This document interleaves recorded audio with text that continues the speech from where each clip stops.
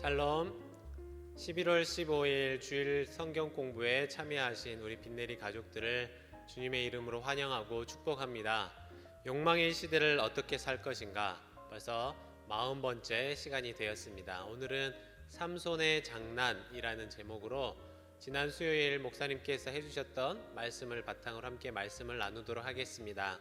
오늘 우리에게 주실 말씀은 사사기 14장 10절에서 20절 말씀입니다. 우리가 은혜를 사모하는 마음으로 여러분들이 화면을 보시면서 함께 읽어보도록 하겠습니다. 삼손의 아버지가 여자에게로 내려가매 삼손이 거기서 잔치를 베풀었으니 청년들은 이렇게 행하는 풍속이 있음이더라. 무리가 삼손을 보고 30명을 데려와서 친구를 삼아 그와 함께하게 한지라. 삼손이 그들에게 이르되 내가 너희에게 수수께끼를 내리니 잔치하는 이래 동안에 너희가 그것을 풀어 내게 말하면 내가 배옷 30벌과 겉옷 30벌을 너희에게 주리라. 그러나 그것을 능히 너에게 말하지 못하면 너희가 내게 배옷 30벌과 겉옷 30벌을 줄지니라 하니 그들이 이르되 내가 수수께끼를 내면 우리가 그것을 들으리라 하매 삼손이 그들에게 이르되 먹는 자에게서 먹는 것이 나오고 강한 자에게서 단 것이 나왔느니라 하니라. 그들이 사흘이 되도록 수수께끼를 풀지 못하였더라. 일곱째 날에 이르러 그들이 삼손의 아내에게 이르되 너는 내 남편을 꾀어 그 수수께끼를 우리에게 알려달라 하라. 그렇지 아니하면 너와 내 아버지의 집을 불사르리라. 너희가 우리의 소유를 빼앗고자 하여 우리를 청한 것이 아니냐. 그렇지 아니하냐 하니 삼손의 아내가 그의 앞에서 울며 이르되 당신이 나를 미워할 뿐이요 사랑하지 아니하는도다. 우리 민족에게 수수께끼를 말하고 그 뜻을 내게 알려주지 아니하도다 하는지라. 삼손이 그에게 이르되 보라 내가 그것을 나의 부모에게도 알려주지 아니하였거든 어찌 그대에게 알게 하려 하였으나 7일 동안 그들이 잔치할 때 그의 아내가 그 앞에서 울며 그에게 강요함으로 일곱째 날에는 그가 그의 아내에게 수수께끼를 알려주매 그의 아내가 그것을 자기 백성들에게 알려주었더라. 일곱째 날 해 지기 전에 성읍 사람들이 삼손에게 이르되 무엇이 꿀보다 달겠으며 무엇이 사자보다 강하겠느냐 한지라.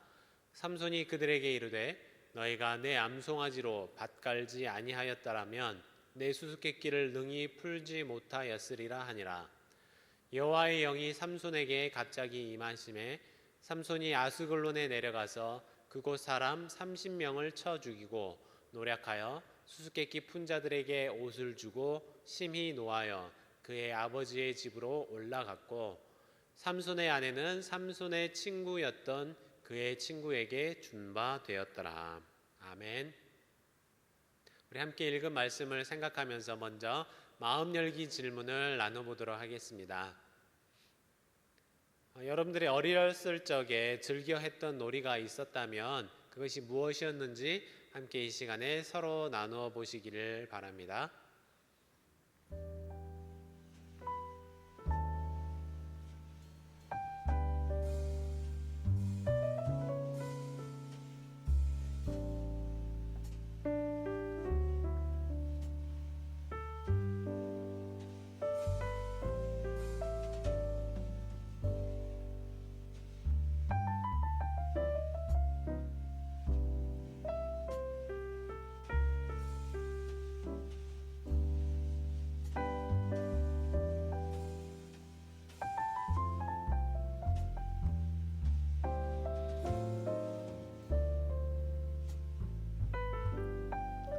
네, 여러분들은 어렸을 적에 어떤 놀이들을 하면서 시간을 보내셨습니까? 저도 어릴 적 기억을 더듬어 보면 여자아이들 같은 경우에 고무줄 놀이를 많이 했던 것 같습니다. 특정한 노래를 부르면서 그 노래에 맞는 동작을 맞춰서 펄짝펄짝 고무줄을 뛰어다니던 그 모습이 생각이 나는데요. 제 친구들 중에 꼭 짓궂은 아이들은 여자아이들이 고무줄을 하고 있으면 꼭 가서 고무줄을 끊는다든지 또 고무줄을 튕겨낸다든지 해서 괴롭히던 친구들이 생각이 납니다. 또 저는 어렸을 적에 친구들이나 또 동네 형들과 했던 놀이 중에 오징어라는 놀이가 생각이 나는데요. 함께 자기 편 땅을 지키면서 서로 밀어내고 당겨내면서 자기 땅을 지키는 그런 놀이였던 기억이 납니다. 그런데 이렇게 재미있게 놀이를 하다 보면 어떻습니까? 꼭 이기고 싶은 욕망 때문에, 욕심 때문에 꼭 목숨 걸고 하는 친구들이 있었던 것 같습니다. 그러다 보면 서로 밀치면서 넘어지기도 하고 또 옷이 찢어지기도 하는 그런 일들이 지금도 생생하게 기억이 나는데요. 오늘 말씀 속에도 보면 장난을 목숨 걸고 하는 사람이 있었습니다. 바로 삼손인데요.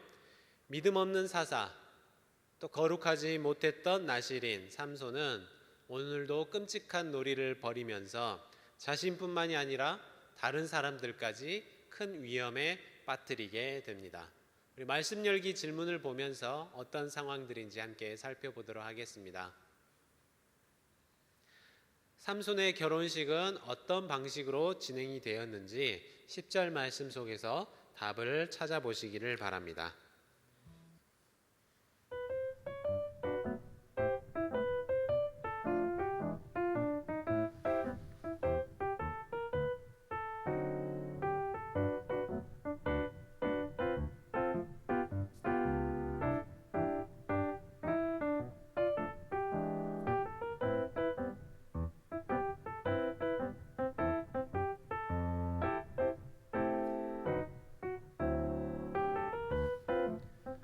네, 답을 찾아보셨습니까? 어떤 방식으로 진행이 되었다고 성경은 기록하고 있습니까? 바로 블레셋의 풍습을 따라 결혼식이 진행이 되었다고 알려주고 있습니다. 결혼식은 각 나라의 민족 또 국가마다 자기의 풍습이 그대로 드러나는 아주 중요한 행사 중에 하나일 것입니다. 한 남자와 또 한 여자가 만나서 가정을 이루는 이것은 아주 공통적인 원리이지만 방식은 시대마다 또 민족마다 많은 차이가 나는데요. 한국 같은 경우에 보통 많은 문화들을 미국이나 일본에서 받아들였던 것이 대부분인데요. 그렇게 직접적인 연관이 있음에도 불구하고 결혼식을 하는 모습들을 보면 또 각자의 차이가 있다는 것들도 여러분들이 발견하실 수 있을 것입니다. 하물며 고대 근동 수천 년 전으로 돌아가 보면 어땠을까요? 아마 그 각각 나라마다 민족마다 결혼의 문화는 자기 민족의 특성뿐만 아니라 어떤 종교적인 가치관까지 녹아있는 그런 잔치였을 것입니다. 지금 보실 그림은 렘브란트라는 작가가 그렸던 삼손의 혼인잔치라는 그림인데요. 사실 이 중세시대의 유명한 화가들이 그렸던 그림들을 보시면 사실 이 그림들을 그대로 믿으시면 안 되는데, 왜냐하면 이 사람들이 그림을 그리면서 이스라엘이나 고대 근동의 문화를 생각하지 않고 자신들의 생활 패턴을 사실 그대로 그려놨기 때문에 복장이나 마시는 음료수나 음식, 주변의 여러 배경들이 다 이스라엘 배경이 아니라 유럽식, 당시 중세 사람들의 방식을 그대로 그려놓은 것이기 때문에 여러분들이 이 그림들을 보면서 똑같이 성경의 모습이다 생각하시면 안 될 텐데요. 아무튼 다시 오늘 말씀으로 돌아와서 생각을 해보면 하나님께서 선택하신 민족, 이스라엘의 지도자였던 사사, 그리고 거룩한 삶을 살기로 서원했던 삼손, 그 삼손의 결혼식은 어땠을까요? 가장 거룩하고 가장 복되고 하나님 보시기에 가장 아름답게 치러져야 했을 나실인, 사사, 이스라엘의 지도자 삼손의 결혼식이었습니다.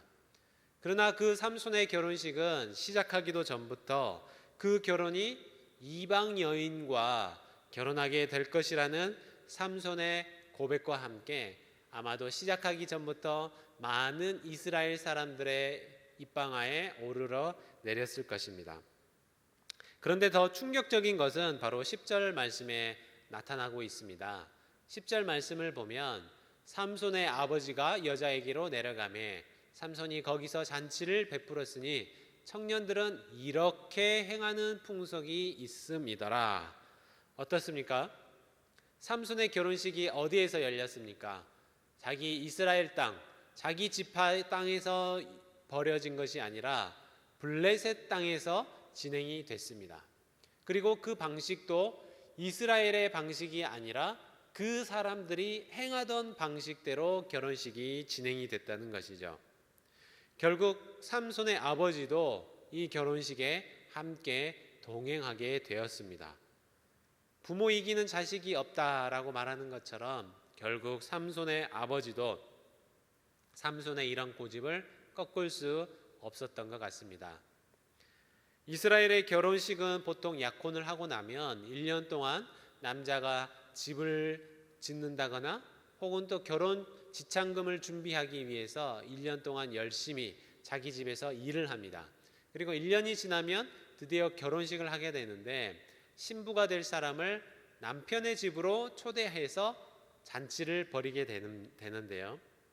그런데 삼손은 물론 이방 여인이었지만 그 여인을 믿음의 자리로, 자기 족속과 지파의 자리로 인도해서 결혼식을 치르는 것이 아니라 자신이 직접 이방의 땅에 가서 이방의 방식으로 결혼식을 치르게 되었다는 것이죠. 이스라엘의 사사가 나실인 삼손이 이방 여인과 함께 블레셋의 풍습을 따라 결혼을 하게 된 것입니다.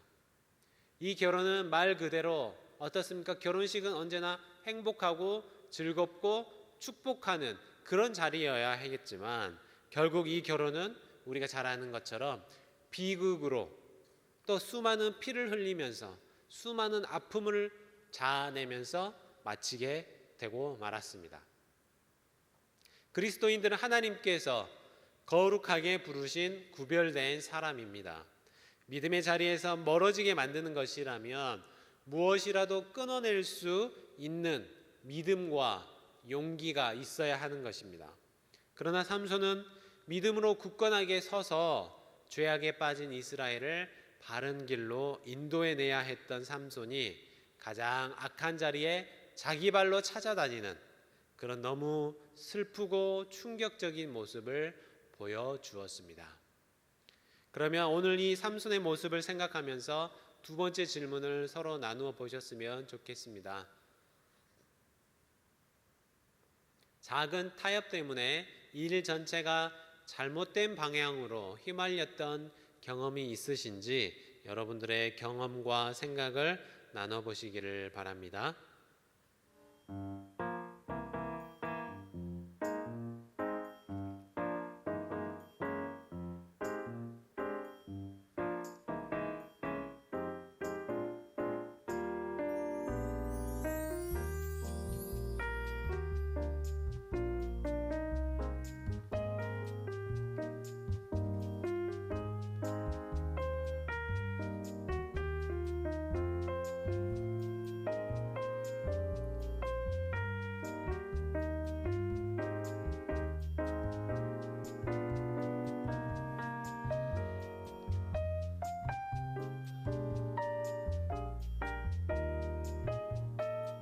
네, 함께 나누어 보셨습니까? 다시 삼손을 한번 보시죠. 삼손도 처음부터 엄청난 죄를 지었다기보다는 아주 작은 발걸음에서부터 시작을 했습니다. 그가 처음 딥나에 내려갔을 때 우리가 그 걸음을 보면서 이 정도까지 삼손의 인생이 악한 길로 치닫게 되리라고는 상상조차 할 수 없었습니다. 도박에 빠진 사람들도 비슷하다고 하는데요. 처음에는 몇 불 혹은 몇십 불 그냥 재미로 경험 삼아 시작했던 도박이 점점 액수가 커지고 결국에는 가정을 파탄내게 될 때까지 그 지경에까지 이르게 된다는 이야기를 들어보았습니다. 실제로 부부가 도박에 빠져서 새벽같이 일해서 열심히 번 돈으로 틈만 나면 저기 오클라호마에 있는 카지노까지 가서 모든 것을 날마다 탕진하며 돌아온다라는 그런 이야기도 들어보았습니다. 마약도 마찬가지일 것입니다. 처음부터 내가 마약에 중독될 것이라고 생각하고 시작하는 청소년들이 얼마나 있을까요? 처음에는 친구 따라 잠깐 맛만 보고 구경만 하고 옆에 자리만 앉아 있다가 결국에는 그 작은 타협 때문에 인생을 망치고 된다는 것입니다. 우리가 작은 일에도 믿음으로 지켜낼 수 있기를 바랍니다.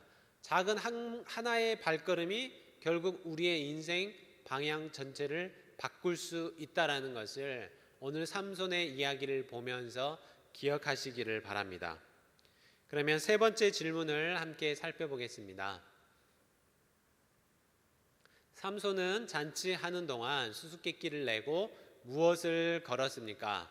12절에 등장하는 12절 말씀 속에서 답을 찾아보시기 바랍니다.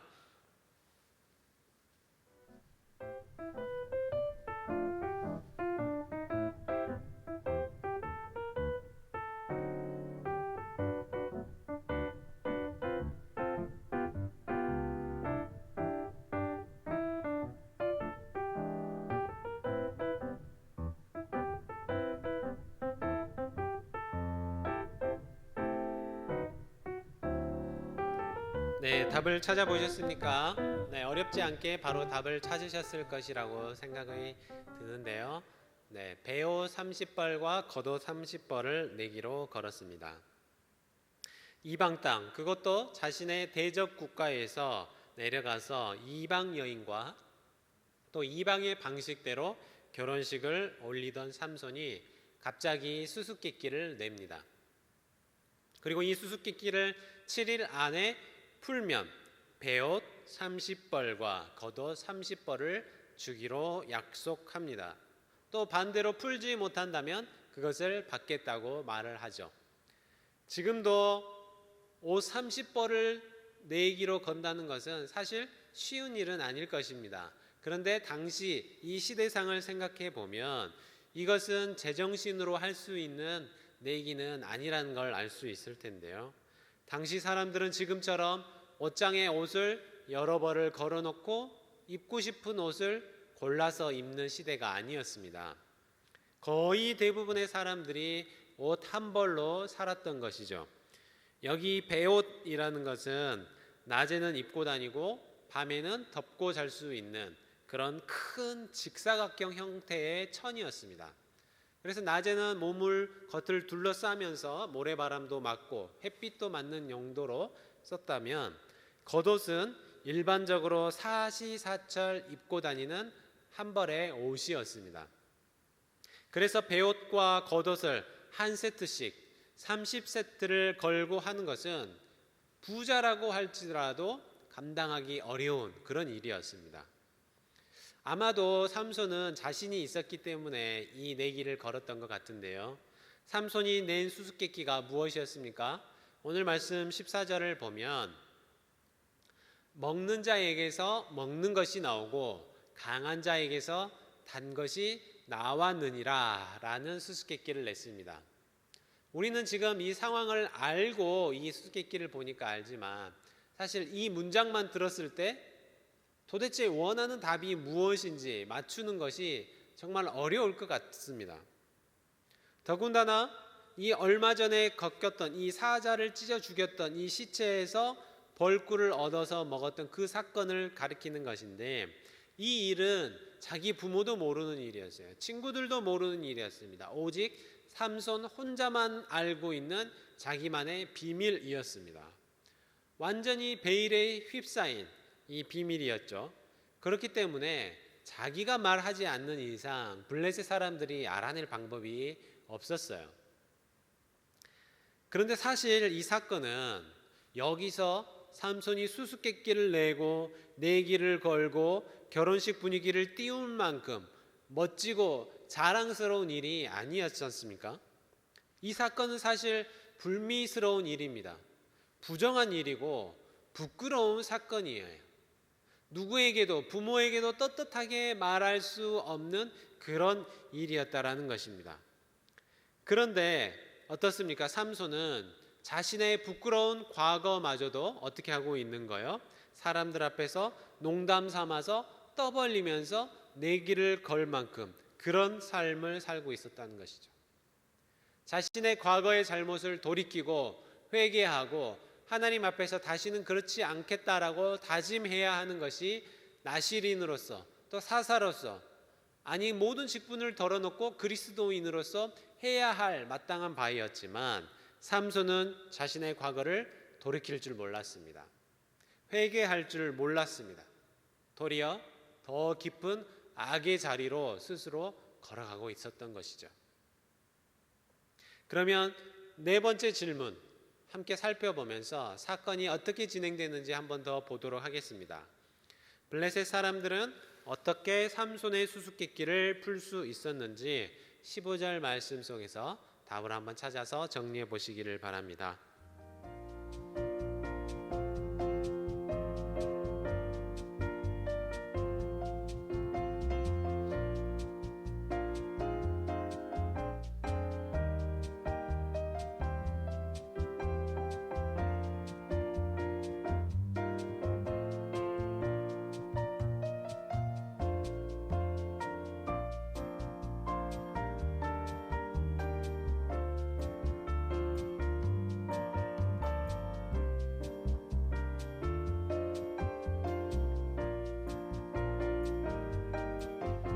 네, 답을 적어 보셨습니까? 어떻게 삼손의 수수께끼를 풀 수 있었습니까? 바로 성경 속에 보니까 삼손의 아내를 위협하고 겁박했습니다. 오늘 이 결혼잔치는 결국 마지막 7일째를 향해 달려가고 있었습니다. 이 잔치는 많은 음식 또 포도주가 함께하는 끊임없이 먹고 마시며 진행되는 잔치였습니다. 그렇다면 이 잔치가 진행되는 동안 삼손이 어땠을까요? 아마도 많은 포도주를 또 마셔가면서 나실인 규정을 보기 좋게 어겼을 것입니다. 하나님과의 언약은 지키지 않고 또 나실인 서원은 지키지 않았던 삼손이 이방의 풍습과 잔치의 방식은 잘 따라서 행하고 있었던 것이죠. 이제 수수께끼를 내고 약속한 마지막 날이 다가왔습니다. 행복하고 축복이 넘쳐야 할 잔치가 대치 상황으로 긴장감을 고조시킨 채 진행됐습니다. 여러분들도 아마 친구들과 이런 수수께끼를 내본 적이 있으셨을 거예요. 친구가 수수께끼를 냈는데 답을 알려주지 않으면 저 같은 경우에는 5분만 지나도 너무 답답하고 궁금하고 미칠 것 같더라고요. 그런데 하루, 이틀, 사흘, 이제 1회 동안 답을 맞출 수 없었고 또 큰 돈을 내걸었던 이 블레셋 사람들 입장에서는 정말 미칠 지경이었을 것입니다. 결국 어땠습니까? 이 7일 동안 이 삼손의 결혼식은 누구도 또 누구에게도 축복하고 축복받을 수 없는 그런 결혼식이 되고 말았습니다. 삼손의 부모도 또 이 블레셋 여인의 부모도 마찬가지로 마냥 기뻐할 수 없었던 것이죠. 이스라엘 지파도 어쩌습니까? 자신들이 믿었던 지도자였는데 뭔가 찜찜하죠. 블레셋 사람들도 이상한 수수께끼와 함께 답없는 내일을 향해 달려가고 있었습니다. 악한 블레셋 사람들이 지금 이 상황에서 더 이상 그것을 지켜보고만 있을 수가 없었던 것 같아요. 결국 참다 못한 블레셋 사람들이 15절 말씀에서 보는 것처럼 어떻게 합니까? 그 여인을 찾아가고 네가 답을 알려주지 않으면 너와 내 아버지의 집을 불사르리라, 소유도 빼앗으리라, 이렇게 말하고 있습니다.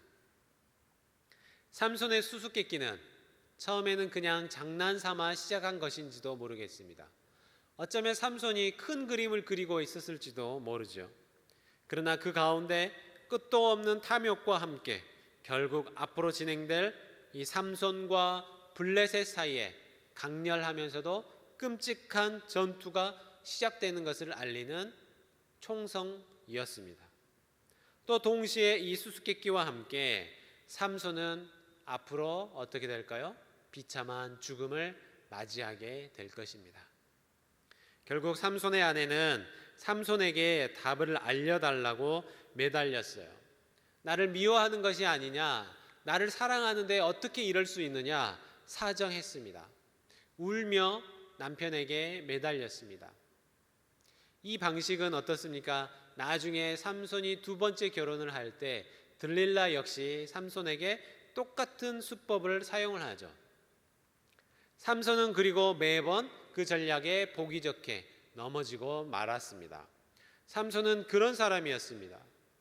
하나님과의 서원을 지키는 것에는 일절의 고민도 없이 그렇게 쉽게 범죄하고 자기 발로 유혹의 자리를 찾아다니던 삼손이었는데, 여인의 눈물 앞에는 한없이 약한 그런 사람이었죠. 하나님의 사랑임이 세상 유혹에 넘어가면 결국 패배하게 되는 것입니다. 여기서 이 여자의 유혹은 결국 그리스도인들을 넘어뜨리는 세상의 악한 유혹처럼 우리에게 다가옵니다. 삼손은 유혹을 이겨내지 못했고 큰 비극을 맞이하게 되죠. 그렇다면 우리는 어떻게 해야 할까요? 성경은 시편 119편 9절 말씀에서 우리에게 이런 가이드를 안내해 주고 있습니다. 청년이 무엇으로 그의 행실을 깨끗하게 하리이까? 주의 말씀만 지킬 따름이다 라고 말씀합니다. 삼손을 생각해 보십시오. 주의 말씀, 하나님의 명령, 하나님과 맺은 약속을 지키지 않았기 때문에 결국 이렇게 쉽게 세상의 유혹에 넘어갔던 것처럼 그리스도인은 세상 유혹에 하나님의 말씀을 지키지 않을 때 쉽게 넘어갈 수밖에 없다는 것입니다. 그러면 사건이 앞으로 또 어떻게 진행되었을까요? 우리 5번 질문을 함께 살펴보도록 하겠습니다. 삼손은 어떻게 해서 옷 30벌을 구하게 되었습니까? 19절 말씀에서 답을 찾아보시기 바랍니다.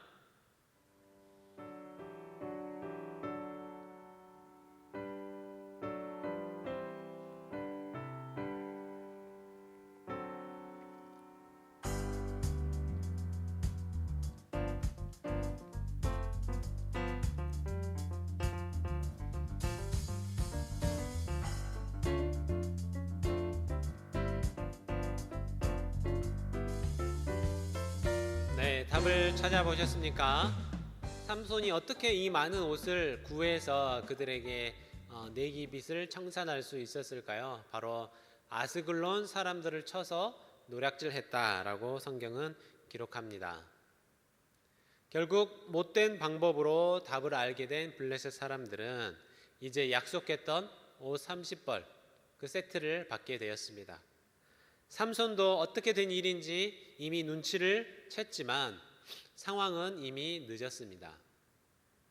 그래서 어떻게 됩니까? 19절을 함께 읽어보면 좋겠는데요. 여호와의 영이 삼손에게 갑자기 임하심에 삼손이 아스글론에 내려가서 그곳 사람 30명을 쳐 죽이고 노략하여 수수께끼 푼 자들에게 옷을 주고 심히 노하여 그의 아버지의 집으로 올라갔고. 어떤 일이 일어났습니까? 삼손에게 갑자기 성령님이 갑작스럽게 임하셨습니다. 사자를 찢어 죽였을 때처럼 성령님이 임하셨고 삼손에게 엄청난 힘이 생겨났습니다. 그래서 그 길로 삼손은 아스글론으로 내려가서 30명을 쳐 죽였습니다. 이 아스글론은 여러분들이 잘 아시는 것처럼 저 파란 지중해 라인을 따라서 있는 블레셋의 큰 5도시 중에 하나인데요. 왼편 아래쪽에 보시면 가사, 그리고 그 위쪽에 아스글론이라는 곳이 있습니다. 그리고 그 위쪽에 아스돗, 에그론, 그리고 오른쪽 살짝 밑을 보시면 가드라는 곳이 있는데요. 보시면 아시겠지만 아스글론은 이스라엘 땅에서 저 멀리 내려가야 하는 그런 땅이었습니다. 삼손은 이 먼 길을 내려가서 이 블레셋의 큰 도시 중에 하나였던 아스글론을 공격하고 그 사람들을 쳐서 죽이고 옷을 빼앗아서 전리품으로 획득해서 돌아왔습니다. 그런데 여기서 우리는 많은 오해를 하죠. 여호와의 영이 삼손에게 임하셨다고 해서 삼손의 행동이 정당화된 것은 아니라는 것입니다. 물론 블레셋과 싸워야 했고 블레셋을 쳐 부숴야 했던 것이 삼손의 역할이었지만 이런 방식을 원하셨던 것은 아닙니다. 도리어 하나님께서는 삼손의 이처럼 약하고 부정한 모습까지 사용하셔서 하나님의 크신 계획의 일부를 이루어 가신 것입니다. 삼손의 잘못은 여전했고 삼손은 범죄한 것이 맞습니다. 그것이 사실입니다. 하나님이 주신 능력을 개인적인 욕심을 채우고 개인적인 원한을 풀기 위해 사용했을 뿐입니다. 사사직은 어떻습니까? 어디까지나 민족을 위한 직분이고 하나님의 영광을 위한 직분입니다. 그러나 사사 삼손은 공적인 자신의 신분을 망각하고 그저 자기 욕심에 따라 사는 그런 사람이었다는 것입니다. 그리고 이 결혼 역시 결국 비극으로 끝나고 말았습니다. 삼손은 결국 이처럼 자기에게 주신 능력도 자기의 뜻대로 자기 마음대로 사는 그런 망나니 같은 삶을 살았지만 반대로 하나님은 어떻습니까? 이 삼손의 약하고 부정하고 미련한 모습까지도 선한 길로 사용하셨던 것이죠. 그러면 마지막 6번째 질문을 우리가 함께 나누어 보도록 하겠습니다. 성공을 위한 죄의 유혹, 이것을 믿음으로 이겨냈던 경험이 있다면 함께 나눠보시기를 바랍니다.